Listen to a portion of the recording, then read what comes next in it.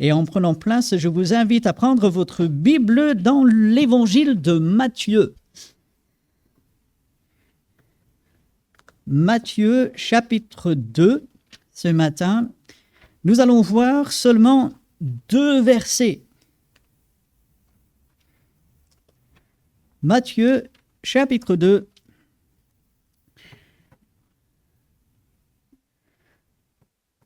Nous sommes dans la période de Noël, la période où nous nous souvenons de la naissance de Jésus-Christ. Certains parlent de son anniversaire, l'anniversaire de Jésus. Oui, quelque part, même si on ne sait pas si c'était à cette période qu'il est né. Il est plus probable que ce soit au printemps. Donc, mais la date n'est pas importante. Ce qui est important, c'est que Jésus soit né, n'est-ce pas? Peu importe la période de l'année, le moment. Et dans Matthieu, chapitre 2, nous avons un des 2 récits de la naissance de Jésus-Christ. L'autre se trouve bien sûr dans Luc, les 2 premiers chapitres. Et ici, dans Matthieu, après une généalogie, une liste, voilà, un tel a engendré un tel, bon... C'est un peu difficile de commencer comme cela, mais c'était important. Ensuite, on parle de sa naissance, de ses parents, de Marie, de Joseph. Et dans Matthieu chapitre 2, ce sont les 2 premiers versets simplement qui vont nous intéresser ce matin. Je les lis, nous prierons, et puis nous passerons quelques minutes à voir ce que le Seigneur il a pour nous. Si vous êtes avec moi, Matthieu chapitre 2, les versets 1 et 2. Jésus, étant né à Bethléem en Judée au temps du roi Hérode, voici des mages d'Orient arrivèrent à Jérusalem et dirent : Où est le roi des Juifs qui vient de naître ? Car nous avons vu son étoile en Orient et nous sommes venus pour l'adorer. Prions. Oui, Seigneur, nous sommes devant toi, tu vois toutes choses et nous appellerons ta bénédiction sur ta parole, utilise-la dans notre cœur, Seigneur, enseigne-nous par ta vérité. Que tu fasses ton œuvre, Seigneur, nous nous en remettons à toi. Et c'est en ton nom que nous prions. Amen.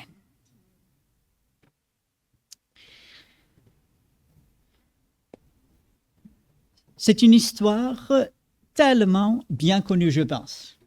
Déjà, on est dans un pays dit chrétien, un pays christianisé.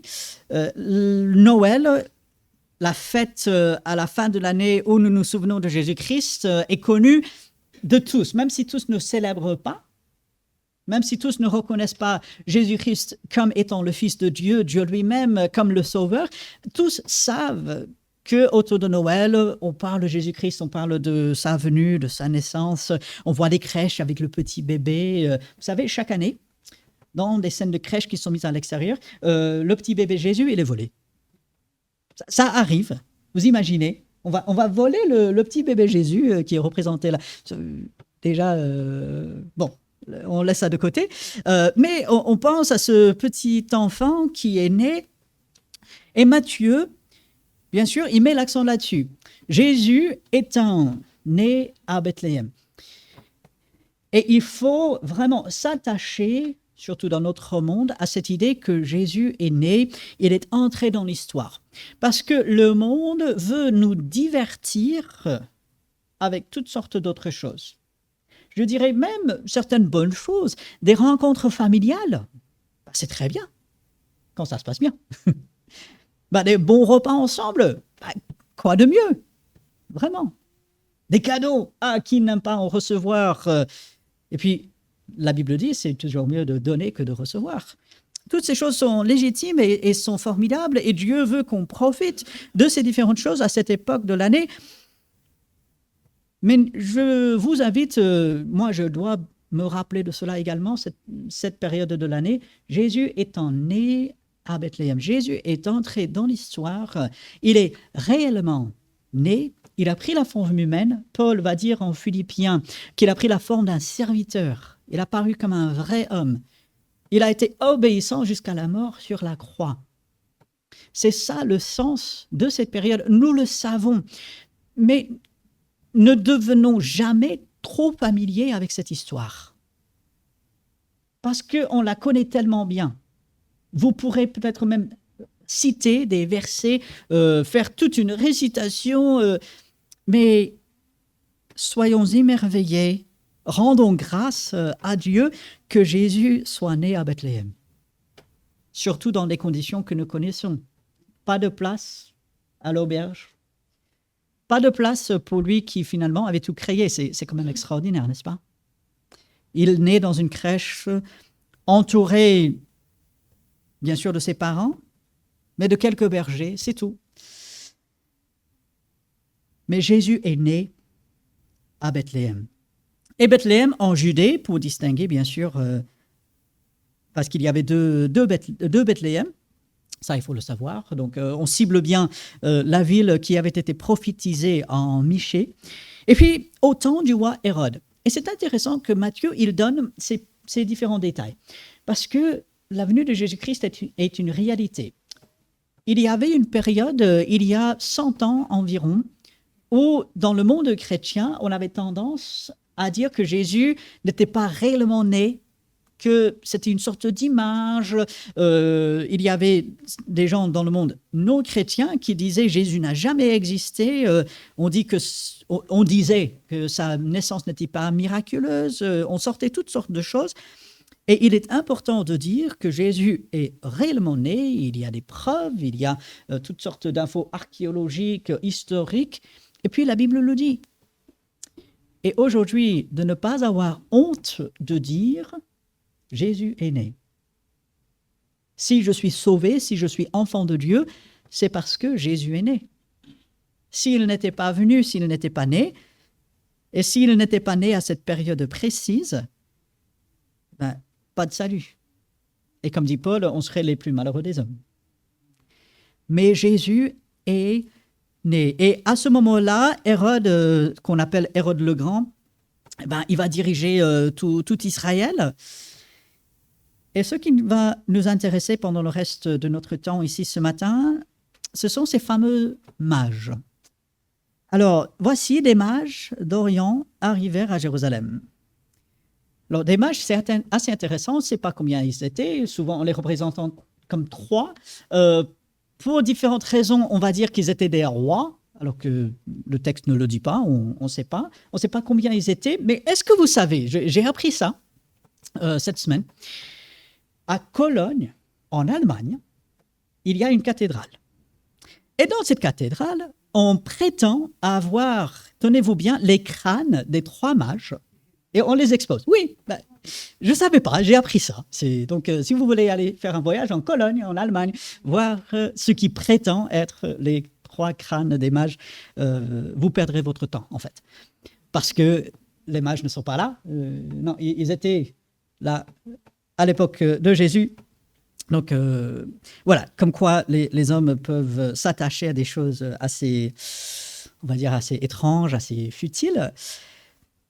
Mais ces mages arrivent, combien ils étaient, on n'en sait rien, mais ils étaient au moins 2, parce qu'on parle des mages. Donc, ils étaient au moins 2, est-ce qu'ils étaient un peu plus? Peut-être bien. Et ce qui est intéressant, des mages d'Orient arrivèrent à Jérusalem. Plusieurs choses doivent nous interpeller ici. Le fait qu'ils viennent de l'Orient, de l'Est. C'était à l'époque où on voyageait avec des animaux. Il n'y avait pas de voiture. Il n'y avait pas des autoroutes, il n'y avait pas de train, il n'y avait pas d'avion. Alors, nous qui venons de rentrer d'un voyage en avion, nous avons fait littéralement des milliers de kilomètres. Et je vous garantis, quand on est dans l'air pendant 7 heures, 7 heures et demie, et puis on atterrit dans un pays complètement différent, sur un continent complètement différent, au bout de simplement quelques heures, voilà, ça fait un peu étrange. Mais à l'époque, rien de tout ça. Est-ce que nous nous rendons compte du travail, de l'effort que ces hommes, ils ont fourni pour aller voir Jésus? Ce n'était pas l'histoire de juste un jour ou 2. Ah, tiens, je me réveille le matin, je vais aller à Jérusalem. Non, ça se prépare. Je dois économiser, parce que ça va coûter. Et puis, ça va prendre du temps. Ça va prendre de l'argent. Ça va prendre un effort, il y aura des dangers. Ces mages viennent d'Orient, de l'Est. Ils font un voyage quand même assez remarquable pour voir Jésus. Et la question, en lisant ces versets qui sont tellement bien connus, et dans un sens, on n'apprend rien ce matin, c'est beaucoup de rappels, mais nous en avons besoin. La question avec laquelle j'ai été interpellé cette semaine, c'est quels efforts suis-je prêt à faire pour Jésus? Ces hommes n'avaient jamais vu Jésus. Ces hommes sont venus voir un bébé. Et ils ont dépensé de l'argent, ils ont fait un effort énorme pour ce voyage, pour venir voir Jésus. Ils sont venus voir le roi, comme ils disent au verset 2. Et la question qu'on peut se poser, quels efforts suis-je prêt à faire pour Jésus? Alors attention, il est facile de répondre à cette question alors que nous sommes dans une salle chauffée, avec des décos autour, dans une ambiance, voilà, on est dans la maison du Seigneur, premier jour de la semaine, c'est super, quels efforts suis-je prêt à faire pour Jésus? Je suis prêt à tout. On peut être un peu comme Pierre. Seigneur, je suis prêt à aller à la mort pour toi. Et qu'est-ce qu'il va faire quelques heures plus tard? Je jure devant Dieu que je ne connais pas cet homme. Faisons attention, la question, elle est juste, quels efforts suis-je prêt à faire pour Jésus? Mais attention à la réponse. Parce que on a un désir. Oui, Jésus, il est tout pour moi. Il a donné sa vie. Comment ne pas tout faire pour lui? Mais demain, je vais retourner au travail, si j'en ai. Peut-être même cet après-midi. Il y aura quelque chose. Peut-être dans la semaine, je vais recevoir un courrier qui va me déplaire, qui va me surprendre, quelque chose va arriver. Peut-être dans la semaine, Dieu me montrera quelque chose qu'il veut que je fasse. Et ma première réaction sera « Ah non, je ne peux pas. » Ah oui, mais mon engagement de dimanche, il est où? Jésus, il est où? Ces hommes étaient prêts à énormément d'efforts, dépenser de l'argent et de l'énergie pour Jésus. Et moi alors, dans cette période de Noël, on est prêt à tout pour acheter des cadeaux, pour aller à droite et à gauche, pour faire toutes sortes de choses. Que sommes-nous prêts à faire pour Jésus? Autre chose qui doit nous interpeller dans ce passage, c'est comment ces hommes non-juifs, habitant loin d'Israël, comment ils ont su que Jésus était né? Comment ils ont su que le roi des Juifs était né? C'est quand même assez remarquable, avant l'information instantanée que nous pouvons avoir aujourd'hui, que ces hommes qui habitaient à des centaines, voire des milliers de kilomètres, eh bien, ils savaient que le roi des Juifs venait de naître. Comment savaient-ils? Deux choses. Ils ont vu l'étoile que Dieu a miraculeusement mis dans le ciel. Et puis, manifestement, ils avaient des écrits, peut-être venant de Daniel. Certains soupçonnent même une partie de Deutéronome qui parle de l'étoile levante du matin qui allait paraître. Peut-être ils avaient ces différents écrits entre leurs mains. Et ainsi, ils étaient attentifs à Dieu.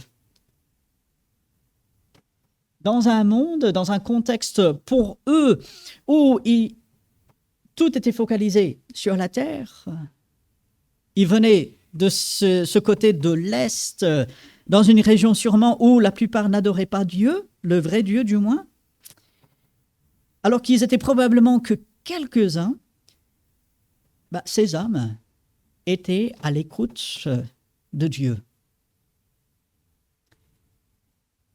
Et ça doit nous interpeller. Parce qu'aujourd'hui, qu'est-ce que j'ai? J'ai la Bible complète entre les mains. D'ailleurs, j'en ai même plusieurs exemplaires de la Bible. J'ai sur l'étagère, dans plusieurs langues, presque une quinzaine d'exemplaires de la Bible. Quelle grâce! Amen, merci Seigneur. Le téléphone. On accède dans presque toutes les langues, à n'importe quel moment, à la Bible. Nous sommes bénis. La parole de Dieu est entre nos mains.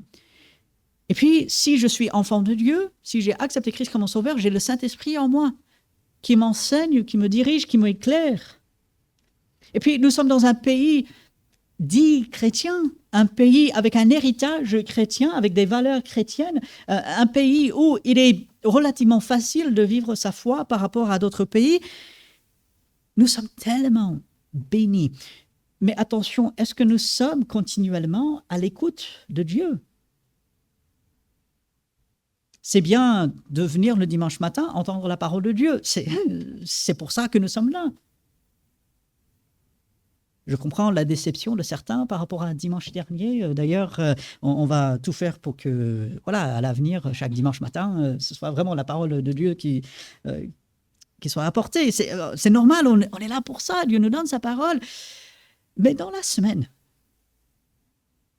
quelle place est-ce que j'accorde à la parole de Dieu? La bonne semence, elle est bien. Vous savez, c'est feuillé, c'est super. Un verset, parfois 2, 3 versets, une petite méditation, c'est super. Amen, gloire à Dieu. Mais je veux être honnête et franc avec vous. Si c'est tout ce que vous faites dans la journée avec la parole de Dieu, ce n'est pas suffisant. Si je mangeais 3 haricots par jour, je vous assure que je n'aurais pas la santé que j'ai aujourd'hui. Déjà, ma femme ne me permettrait pas. Elle fait tellement de bonnes choses qu'elle ne permettrait pas. Puis, ce serait pas bon pour ma santé physique. Comment est-ce que je vais me nourrir spirituellement avec un verset, 2? C'est bien. Merci Seigneur. C'est toujours la parole de Dieu qui est force et nourriture. Mais ce n'est pas suffisant. Et il est évident, nous avons des emplois du temps chargés, nous avons des responsabilités légitimes. Mais qu'est-ce que nous faisons de la parole de Dieu dans la journée? Est-ce que nous pouvons dire avec le chant « J'ai soif de ta présence » et cette présence du Seigneur dans la parole? Ces mages d'Orient, ces mages de l'Est sont venus parce que manifestement, ils avaient compris à travers des écrits, à travers une connaissance de Dieu que Dieu leur a donnée, que Jésus-Christ était venu, que le roi des Juifs était là. Nous qui sommes tellement bénis, qui avons une telle richesse dans la parole de Dieu, nous en faisons quoi? Je loue le Seigneur que, entre guillemets, mon métier, mon travail, c'est de passer du temps dans la parole. Je sais que tout le monde n'a pas la possibilité de passer autant de temps, mais d'y passer un temps sérieux, c'est la meilleure utilisation de notre temps. Dans la parole, dans la prière, avec Dieu. Et puis, dans le verset 2, ces mages vont dire quelque chose encore surprenant, qui doit nous interpeller. Ils ont fait ces efforts pour venir voir Jésus. Ils étaient à l'écoute de Dieu. Et puis regardez ce qu'ils disent au verset 2. « Où est le roi des Juifs qui vient de naître ?» Curieux, ils sont à Jérusalem et ils ne vont pas voir Hérode. Or, Hérode, il est le roi, humainement parlant. Hérode, il est le dirigeant. Mais ces mages, ils ne vont pas au palais toquer à la porte. Voilà, Hérode, on veut te voir. Non, en fait, si vous lisez la suite, c'est Hérode qui les interpelle. C'est Hérode qui les fait venir. Qu'est-ce que vous racontez et tout. Mais les mages comprennent que le dirigeant humain n'est pas celui qu'ils cherchent. Ces mages comprennent qu'ils ont besoin d'un dirigeant spirituel. Ils ont besoin de quelqu'un pour diriger leur vie, non pas comme un homme, mais comme Dieu. Où est le roi des Juifs? Où est celui qui va régner? Où est celui qui a le contrôle? Où est celui qui nous dit quoi faire et comment le faire? Et nous pouvons nous poser la question dans notre vie, où est le roi? Si je suis enfant de Dieu, Dieu, il est le roi de ma vie. Il est le Seigneur. D'ailleurs, Jésus, on l'appelle notre Seigneur. C'est bien, formidable. Mais est-ce qu'on vit en conséquence? Est-ce que Jésus, il a réellement le contrôle de ma vie? Et encore une fois, c'est facile ici, ensemble, de dire oui, amen.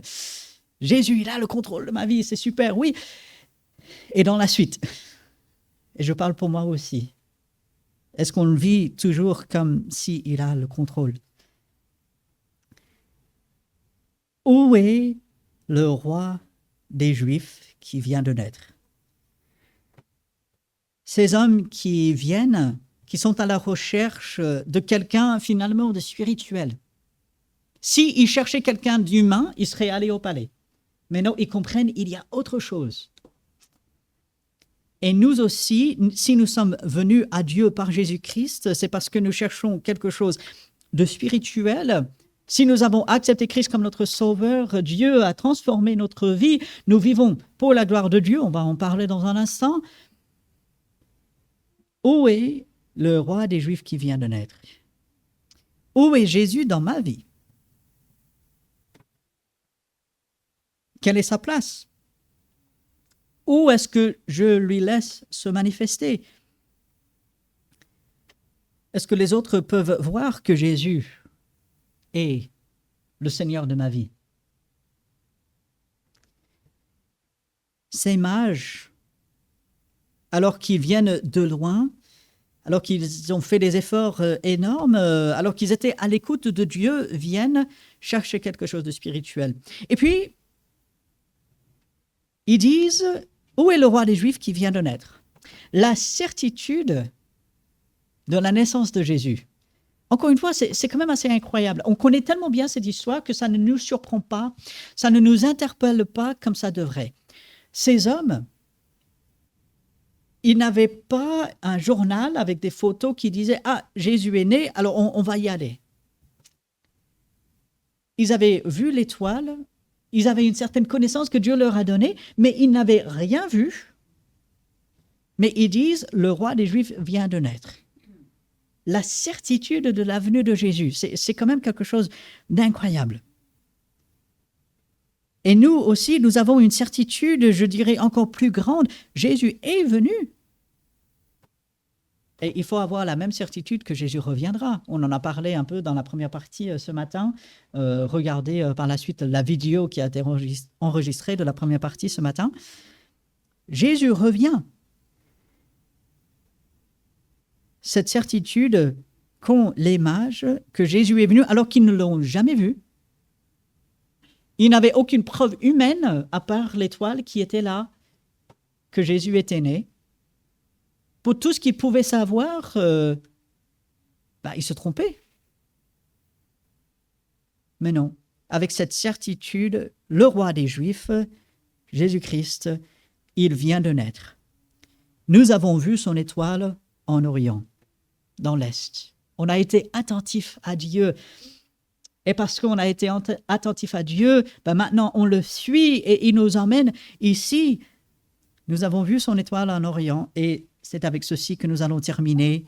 Nous sommes venus pour l'adorer.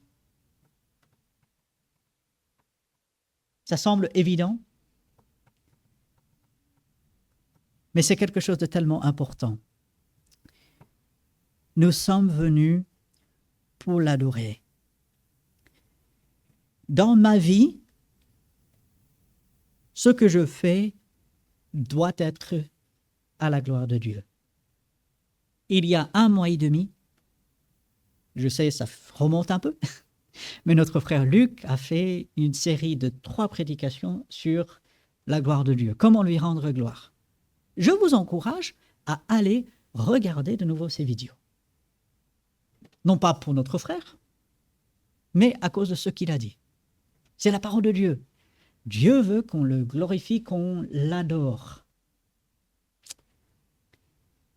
Ces hommes ont dépensé de l'argent ont fait un effort énorme. Ils ont pris du temps, ils se sont donné de la peine, ils se sont sacrifiés pour adorer Dieu. Nous sommes dans cette période de Noël où nous préparons énormément de choses. Nous préparons la célébration de Noël dimanche prochain, c'est formidable, amen. Nous préparons peut-être des rencontres en famille, c'est super. Nous préparons peut-être des cadeaux à en donner, à en recevoir. Nous préparons toutes sortes de choses. La liste, elle peut être longue. On court à droite et à gauche, c'est bien, il faut être occupé. Mais la fin de ce verset 2, nous sommes venus pour l'adorer. Qu'est-ce que Dieu cherche? Jean chapitre 4, verset 4. Verset 4? Non, pas verset 4. Mais c'est au chapitre 4, ça je m'en souviens. Dieu cherche des adorateurs. Dieu demande des adorateurs qui adorent en esprit et en vérité. Et au moment de la venue de Jésus-Christ, il y a 2000 ans, il y avait ce petit groupe d'hommes, alors que tout le monde autour était occupé avec toutes sortes d'autres choses. Le roi faisait son règne, Hérode, il s'occupait de ses affaires, on va dire, politiques et tout. Les gens à Jérusalem étaient sûrement focalisés sur des choses matérielles, leur vie de tous les jours. Ces mages arrivent et disent, on a une chose en tête. C'est pas dépenser de l'argent, c'est pas préparer ceci ou cela, même si ces choses ne sont pas mauvaises en soi, comprenons bien. Il ne s'agit pas d'éliminer tout. Non, Dieu veut qu'on se réjouisse. C'est une belle période de l'année. Enfin, moi, j'estime. Quand il ne pleut pas dehors et quand on n'a pas le ciel gris comme on a aujourd'hui. Mais ces mages, ils avaient une chose à l'esprit. Nous sommes venus, nous nous sommes donné cette peine, nous nous sommes sacrifiés pour adorer. Pour adorer. Et cette période de l'année, ce Noël, peut-être elle va ressembler à beaucoup d'autres Noëls. Peut-être. On va faire certaines des mêmes choses, on a des traditions, et ça c'est bien. Mais au milieu de tout ce que nous faisons, souvenons-nous, Dieu veut que je sacrifie pour lui. Qu'est-ce que je fais pour Dieu? Et Dieu veut que je l'adore. Au milieu de tout, d'ici la fin de l'année, chaque jour de notre vie, posons-nous la question, comment est-ce que je suis en train d'adorer Dieu? Qu'est-ce que je dis au Seigneur? Pas simplement le dimanche matin alors que nous sommes ensemble, mais dans la semaine. Comment est ma vie? Les différentes choses que je prépare, est-ce que je les prépare juste pour moi? Est-ce que je les prépare juste pour les autres? Ou est-ce que je les prépare pour le Seigneur? Quelle est ma relation avec le Seigneur? Ai-je une relation avec le Seigneur? Alors, il est légitime de poser cette question. Il faut avoir une relation avec le Seigneur. On ne naît pas chrétien, on le sait. On ne devient pas chrétien en donnant de l'argent, en venant à l'assemblée, en faisant ceci ou cela. Et dans un sens, on ne devient même pas chrétien. Pour retrouver le langage biblique, on devient disciple, celui qui suit le Seigneur. On devient enfant de Dieu. Comment est-ce que je fais cela? Par Jésus-Christ. Et si je ne suis pas encore enfant de Dieu, quelle meilleure période de l'année que celle-ci pour le devenir?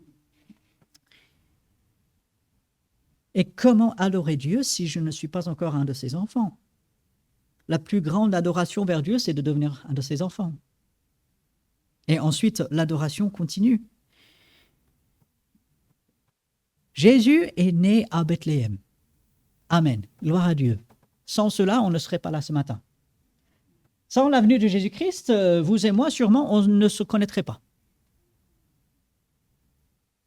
Mais Jésus est né à Bethléem. Le monde autour de lui cherchait beaucoup de choses, sauf Dieu.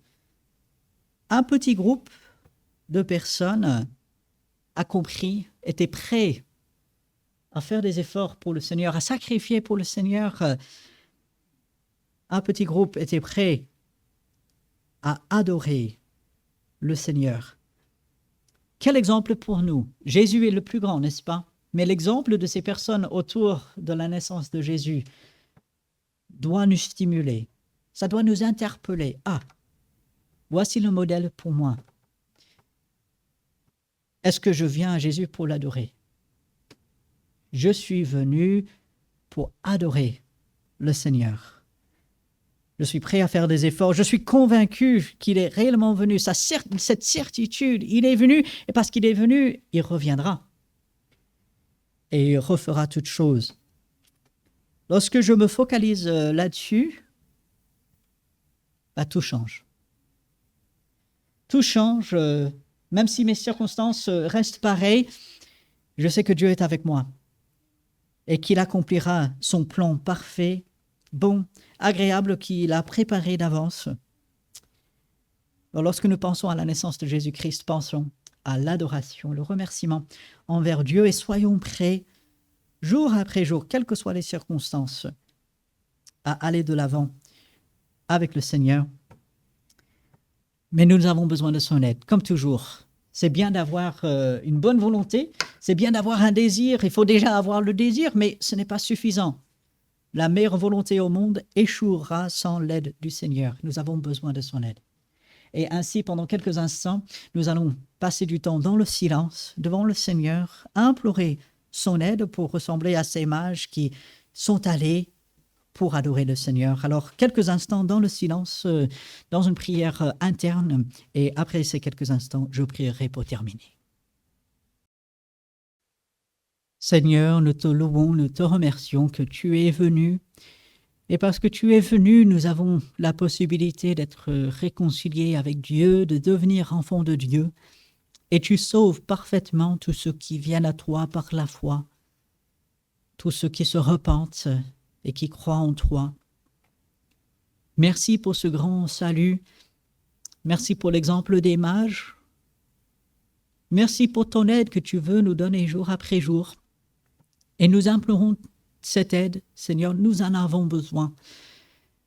Nous sommes insuffisants en nous-mêmes pour cela, mais avec ton aide, cela est possible. Nous demandons à ce que tu nous remplisses de ta force, que tu nous gardes, que tu fasses de nous ces adorateurs que toi tu veux, que nous puissions dire jour après jour, comme ces mages, nous sommes venus pour adorer. Utilise-nous, Seigneur. Continue de nous transformer pour être à ton image. Fais ton œuvre en nous, Seigneur. Et parce que tu le feras, tu recevras toute l'honneur et toute la gloire. Et nous te disons merci en avance. En ton nom. Amen.